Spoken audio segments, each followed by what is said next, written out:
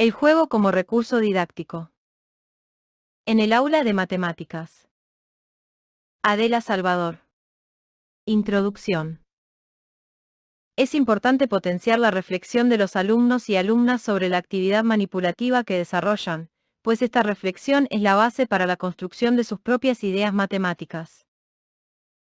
Por esta razón, el papel de los recursos en el aula de matemáticas cobra una importancia cada vez mayor, considerándose incluso el interés de tener un taller de matemáticas o laboratorio de matemáticas. En particular, considerar al juego como un recurso. Se debe jugar en la clase de matemáticas. Debate. Un grupo debe defender que una clase de matemáticas es algo serio, donde nunca se debe jugar. Otro grupo debe defender que el juego puede ser adecuado y beneficioso en la clase de matemáticas. Cada grupo debe aportar razones. Ventajas e inconvenientes. Un juego bien elegido puede servir para introducir un tema, ayudar a comprender mejor los conceptos o procesos, afianzar los ya adquiridos, adquirir destreza en algún algoritmo o descubrir la importancia de una propiedad, reforzar automatismos y consolidar un contenido. Ventajas e inconvenientes. Ayuda a los estudiantes a adquirir altos niveles de destreza en el desarrollo del pensamiento matemático. Sirve para enseñar contenidos y estrategias de la resolución de problemas. Una clase con un juego es una sesión motivada desde el comienzo hasta el final, produce entusiasmo, diversión, interés, desbloqueo y gusto por estudiar matemáticas. Atiende las peculiaridades individuales de cada alumno. A.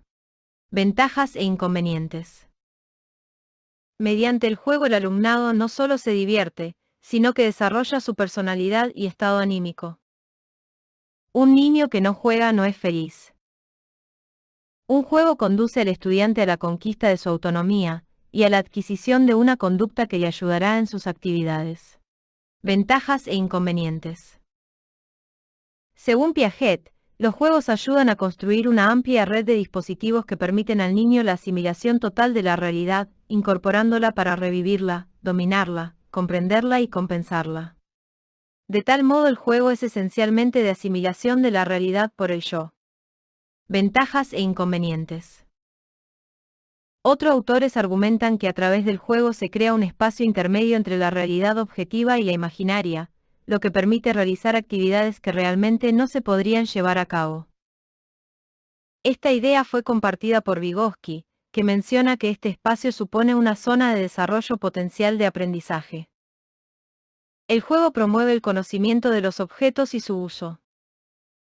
Se distinguen dos tipos de juegos, uno libre y otro juego estructurado mediante reglas.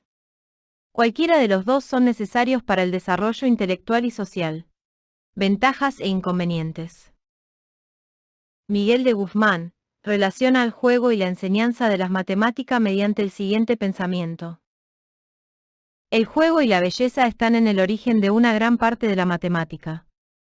Si los matemáticos de todos los tiempos se la han pasado tan bien jugando y han disfrutado tanto contemplando su juego y su ciencia, ¿por qué no tratar de aprender la matemática a través del juego y de la belleza? Ventajas e inconvenientes. La matemática ha sido y es arte y juego, y esta componente artística y lúdica es tan consubstancial a la actividad matemática misma que cualquier campo del desarrollo matemático que no alcanza un cierto nivel de satisfacción estética y lúdica permanece inestable. Guzmán, M. 1989 Juegos y Matemáticas Revista Summa, número 4, 61 a 64. Ventajas e inconvenientes. Teorías matemáticas muy importantes han surgido teniendo como origen algún juego o pasatiempo, lo que nos lleva a pensar que el juego ayuda en el desarrollo intelectual fomentando la creatividad y el ingenio. Ventajas e inconvenientes. El juego constituye una forma de relación y comunicación entre el alumnado y un instrumento de asimilación e integración en el mundo de los adultos. Tiene un claro valor educativo y resulta ser un valioso elemento metodológico. Sin embargo, nuestro sistema educativo lo considera una actividad poco seria, no adecuada para los procesos de aprendizaje que tienen lugar en el aula. Ventajas e inconvenientes. El juego es un instrumento didáctico que puede ayudarnos en una pedagogía activa, a hacer matemáticas en la clase de matemáticas, frente a un aprendizaje pasivo y verbalista, a tener en cuenta los procesos intelectuales y los afectivos, al intercambio de actitudes y puntos de vista, a la participación activa, al trabajo colectivo, a propiciar la creatividad y la imaginación. Ventajas e inconvenientes. Es también un elemento de motivación, de estimulación y exploración. Mediante el juego se pueden crear situaciones de máximo valor educativo y cognitivo que permitan experimentar, investigar, resolver problemas, descubrir y reflexionar. Todo esto puede ser conducido a la construcción del conocimiento, al aprendizaje significativo. Las implicaciones de tipo emocional, el carácter lúdico, el desbloqueo emocional, la desinhibición, son fuente de motivación. Es una forma distinta de acercarse al conocimiento muy diferente de la que tiene lugar en las situaciones de aprendizaje tradicionales. Ventajas e inconvenientes. Es importante destacar el papel del profesorado durante el juego como agente orientador de los procesos de aprendizaje de matemáticas por los alumnos y alumnas. Se puede jugar sin aprender nada. Lo importante es saber sacar partido de las ventajas del juego para el aprendizaje. Ventajas e inconvenientes. En los juegos puede encontrarse una gran riqueza matemática. Por otra parte, muchos profundos teoremas matemáticos tienen una formulación o la apariencia de un juego: teorema de los 4 colores, problema del billar triangular, problema de la aguja. Al analizar los juegos podemos encontrar en ellos gran riqueza en temas matemáticos y muchas posibilidades para promover el aprendizaje de las matemáticas. Ventajas e inconvenientes. De la misma forma que el investigador matemático se plantea los problemas en forma de juego, la mejor manera de despertar el interés y el deseo de descubrir a los alumnos y alumnas es presentando un juego, una paradoja, un truco de magia o una experiencia. Ventajas e inconvenientes. Un juego bien elegido desde el punto de vista metodológico puede servir para introducir un tema, ayudar a comprender mejor los conceptos o los procesos, afianzar los ya adquiridos, adquirir destreza en un algoritmo o descubrir la importancia de una propiedad, reforzar automatismos o consolidar un contenido. Ventajas e inconvenientes. Es una fuente de ideas con la que interesar a los alumnos y alumnas por las matemáticas. Las ventajas de este recurso didáctico son innumerables: entusiasmo, diversión, interés, desbloqueo, motivación. Las matemáticas se verán como algo útil y lleno de interés. Ventajas e inconvenientes. Para seleccionar adecuadamente los juegos es necesario conocer las necesidades e interés de aquellos a los que vayan dirigidas las actividades. Ventajas e inconvenientes. Es inherente al juego la utilización de una pedagogía activa, un trabajo en grupo donde se fomentará el desarrollo de la expresión oral, la reflexión acerca del razonamiento seguido para llegar a una solución, ya que al jugar los alumnos y alumnas deben hablar, discutir, compartir, para después comprobar y explicar. Ventajas e inconvenientes. En resumen, las matemáticas son arte y juego, y en los juegos hay matemáticas. ¿Qué es un juego? El diccionario de la Real Academia menciona varias acepciones, y de ellas, la primera dice: ejercicio recreativo sometido a reglas y en el que se gana o se pierde. ¿Qué es un juego? Gran Enciclopedia Larousse define el juego como actividad de orden físico o mental, no impuesta, que no busca ningún fin utilitario, y a la que uno se entrega para divertirse y obtener placer. ¿Qué es un juego? Analizando ambas definiciones se observa que los elementos que caracterizan a un juego son: 3/4 actividad recreativa, sirve para divertirse. 3/4 puede ser una actividad tanto física como mental. 3/4 existen unas reglas a las que atenerse. 3/4 no busca ningún fin utilitario. ¿Qué es un juego? El niño o la niña juega y con el juego se prepara para la vida. La persona adulta también juega. El juego es una actividad diferenciada de la vida cotidiana que produce placer y debe tomarse en serio. Es una actividad libre, pero con una cierta función. Tiene sus reglas. ¿Qué es un juego? Un juego comienza estableciendo unas reglas que definen la función de unos objetos, de igual forma que comienza una teoría matemática. Al jugar se adquiere práctica con esas reglas y se adquieren técnicas que dan buen resultado. Son los ejercicios elementales y la adquisición de automatismos. Podemos continuar estableciendo paralelismos entre las características del juego y de las matemáticas. Fases, estrategias, de un juego. Los procesos de pensamiento útiles en el desarrollo de la matemática. Son, por la semejanza entre matemática y juego, los mismos que se desarrollan en el juego. Las fases de la resolución de problemas, las estrategias heurísticas, los métodos y herramientas son similares a los que pueden utilizarse en la exploración de un juego. Fases, estrategias, de un juego. En un juego se encuentran las siguientes fases: primera fase de juego de libre desarrollo, segunda fase de creación de relaciones de comunicación con los demás, tercera fase de situación de juego simbólico y cuarta fase de expresión de la creatividad. Fases, estrategias, de un juego. 1. Comprender el problema o reglas de juego. En un problema, comprender qué se pide. Comprender qué quiero encontrar, comprender qué datos tengo en un juego, comprender los requisitos. Comprender los movimientos. Comprender cómo se gana. Fases, estrategias, de un juego. 2. Concebir un plan en un problema. Existe un problema parecido, formular conjeturas, seleccionar posibles estrategias en un juego. ¿He jugado algún juego similar? Seleccionar posibles estrategias. Fases, estrategias, de un juego.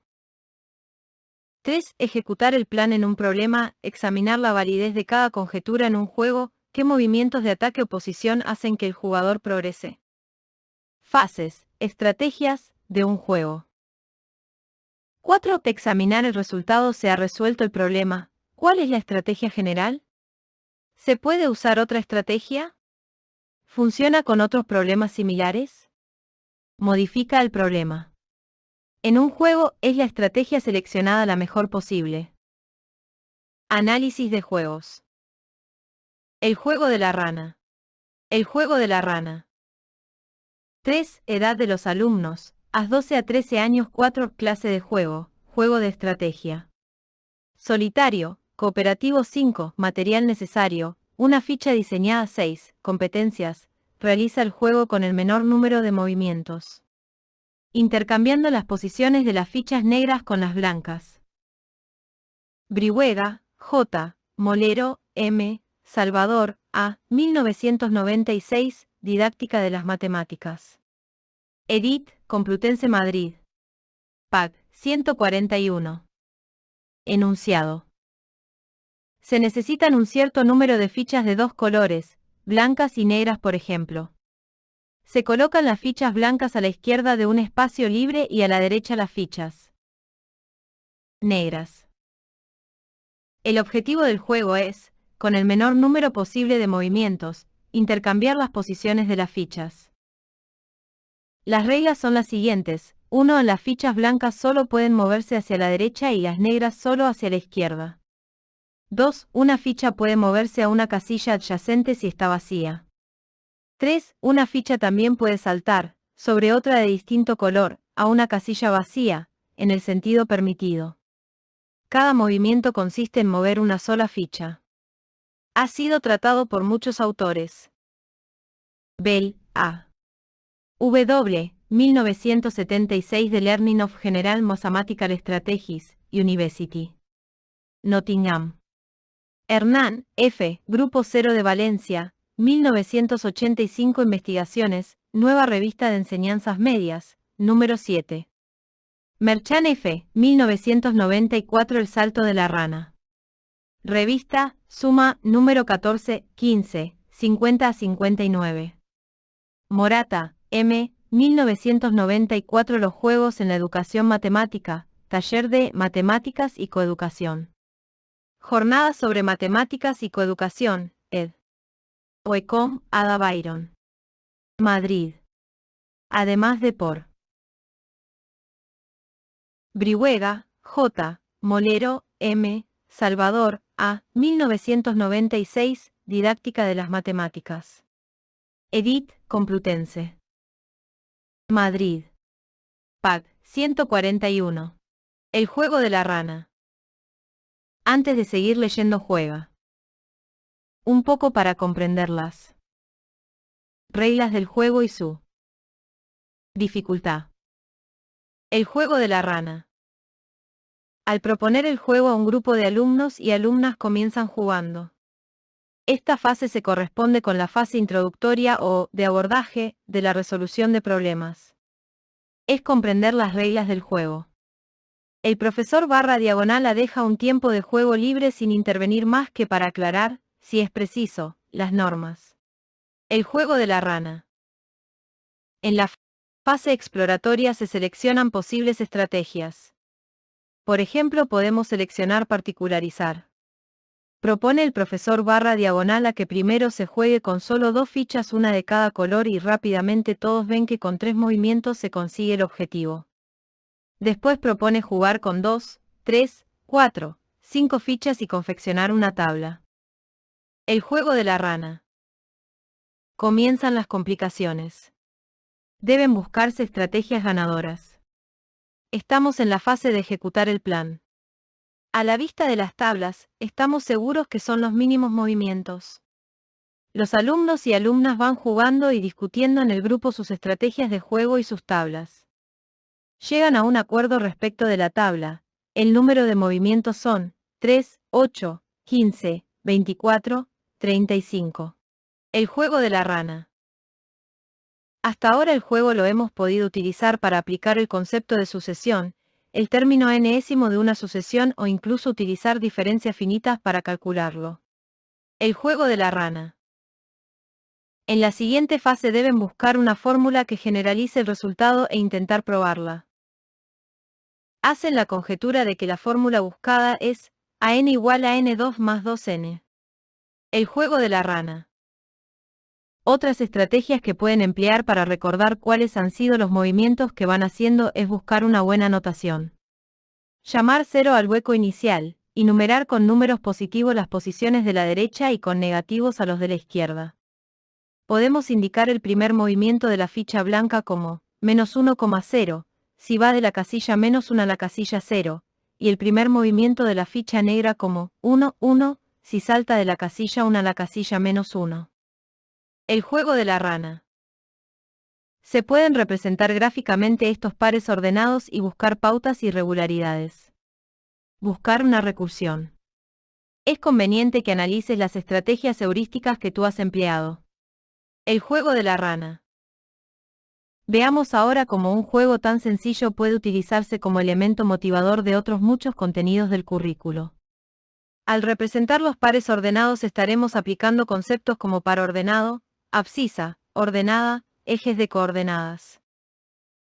Si ahora el profesor /diagonal pide que se unan mediante una poligonal los pares ordenados que representan cada movimiento, por orden, desde el primero hasta completar el juego, se obtendrán distintas figuras según el número de fichas. El juego de la rana. Al observar estas figuras y compararlas entre sí, se pueden trabajar conceptos geométricos. Por ejemplo, las figuras obtenidas son simétricas respecto a la bisectriz del segundo y cuarto cuadrante. Cada figura contiene las figuras obtenidas con un número menor de fichas. Los puntos correspondientes a fichas de un mismo color están a un mismo lado de la recta y igual a X, en un mismo semiplano. Si comienzan jugando las otras fichas, las figuras ahora obtenidas son simétricas a las anteriores, de eje de simetría la recta y igual a X. El juego de la rana. También se puede calcular el área encerrada por estas figuras. Todas las figuras son cerradas excepto para el caso de una sola ficha de cada color. Se revisa el cálculo de áreas de cuadrados, rectángulos, triángulos, trapecios, paralelogramos. Al preguntarnos cuánto vale el área total según el número de fichas, tenemos un nuevo ejemplo de sucesión, que ahora es una progresión aritmética de término general 8n, 7. El juego de la rana.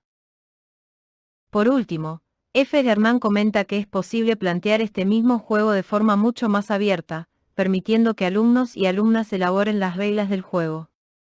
De este modo la riqueza de posibilidades aumenta. El juego de la rana.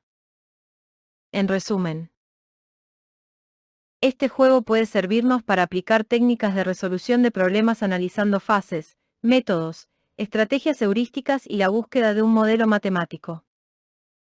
Puede utilizarse como elemento motivador para introducir o para aplicar conceptos en sucesiones o en geometría. Llegar a 100. Vamos a analizar un juego, fácil de jugar, que ilustra bien las técnicas de resolución de problemas en el aula, y que tiene una estrategia ganadora sencilla, pero no obvia. Es un juego de 2 jugadores. Llegar a 100. Cada jugador barra diagonal elige por turnos un número entre 1 y 10 y lo suma a los números elegidos anteriormente. Gana el primer jugador barra diagonal a que consigue sumar exactamente 100. ¿Puedes hallar alguna estrategia ganadora? Llegar a 100. Antes de seguir leyendo. Juega. Llegar a 100. Para proponer este juego en el aula sugerimos las siguientes pautas. Jugar en la pizarra, en voz alta, algunas partidas, para aclarar las reglas del juego. Dejar jugar a los alumnos y alumnas libremente, durante un corto espacio de tiempo. Es la fase de libre desarrollo del juego. Podemos animar a que anoten las partidas para luego poder reflexionar sobre ellas. Llegar a 100. En la segunda fase, de creación de relaciones, el profesor barra diagonal invita a comenzar el análisis del juego. Posibles sugerencias son: A. Particularizar, simplificando el juego, llegar solo hasta 20, elegir números entre 5 y 10, partir de un valor próximo a 100 y desde ese punto terminar la partida. B. Analizar si hay elecciones buenas o malas. C. Suponer el problema resuelto, buscar posiciones desde las que siempre se pueda ganar, o buscar posiciones desde las que se pueda llegar a una posición ganadora. El profesor barra diagonal anota, en la pizarra, una lista de los descubrimientos del alumnado. Llegar a 100. La tercera fase de situación de juego simbólico comienza solicitando a los alumnos y alumnas que hagan una conjetura, que escriban una descripción de una regla que permita ganar siempre la partida y comprueben la regla. ¿Es posible ganar a alguien que aplica esa regla? ¿Se puede convencer al resto que esa estrategia es ganadora? Cada alumno o alumna debe confeccionar y entregar un informe donde explique sus hallazgos y sus métodos. Llegar a 100.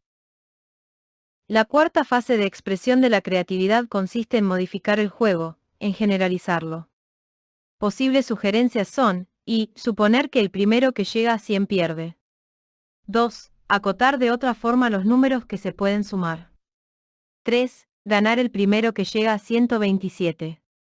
4. Solo poder sumar 5, 10 o 25 y ganar el primero que llega a 100. Permitir que elaboren un trabajo de investigación y escriban sobre su propio juego es una forma de expresión de la creatividad. Juego cooperativo. El juego cooperativo se caracteriza por eliminar la competencia, no hay nadie que pierda o gane.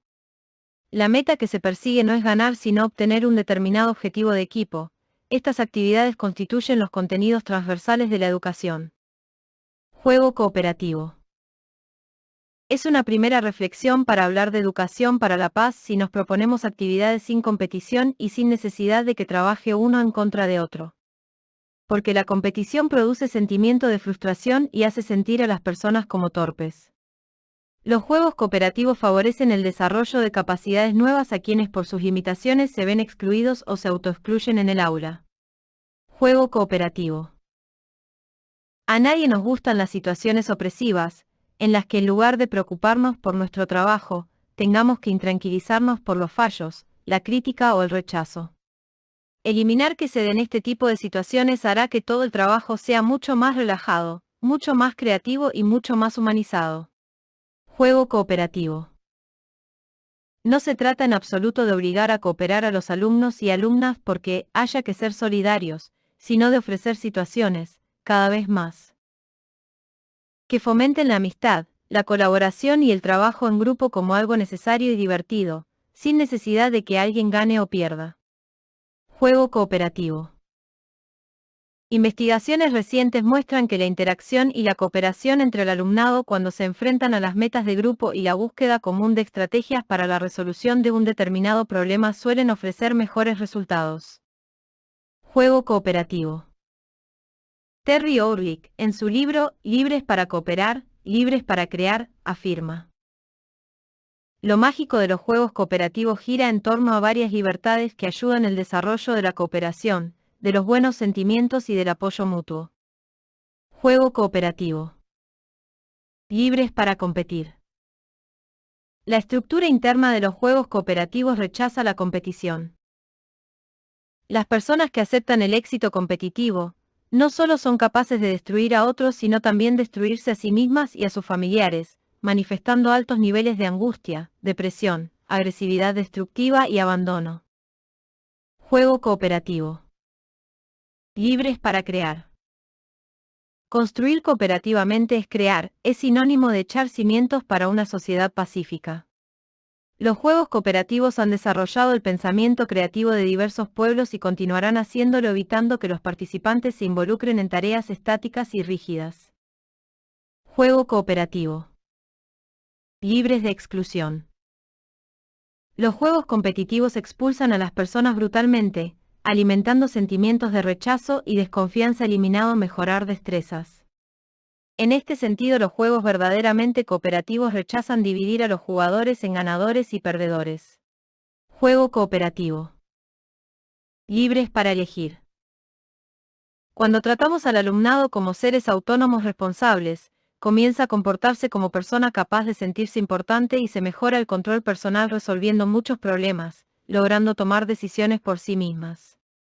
Una experiencia temprana de cooperación, creatividad y elección permitirá a más personas ser más felices en la cooperación y más sanos en la competición. Juego cooperativo. Libres de agresión. En las sociedades pacíficas los alumnos son libres de agresión y esta se consigue cuando los juegos son cooperativos. Juego cooperativo. Una vez que los niños y niñas están familiarizados con diversos tipos de actividades y diferentes maneras de jugar juntos de forma constructiva, se encuentran en una mejor posición para elegir entre opciones cooperativas, competitivas e individuales. Una experiencia temprana de cooperación, creatividad y elección permitirá a más personas ser más felices en la cooperación y más sanos en la competición. Orwick, 1995. Juego cooperativo. La característica distintiva de los juegos cooperativos frente a todos los otros juegos, viejos o nuevos, es su estructura interna. Los juegos cooperativos han desarrollado el pensamiento creativo de diversos pueblos y continúan haciéndolo. Nunca deberían ser tan rígidos y estáticos que impidieran la entrada a la creatividad y a la sensibilidad de los y las participantes. Ninguna regla debería verse como algo inflexible. Orwick, 1995. Juego cooperativo. Una actividad interesante desde el punto de vista del análisis de juegos cooperativos consiste en modificar juegos tradicionalmente competitivos en otros en los cuales la colaboración entre los y las participantes es necesaria para concluir el juego. Resulta un ejercicio de imaginación, que no siempre es fácil, y en el que hay que reflexionar hasta llegar a algo que sea realmente bueno, pero cuando se consigue los resultados son más que gratificantes. Taller: hacer que el juego de la rana y llegar a 100 sean juegos cooperativos.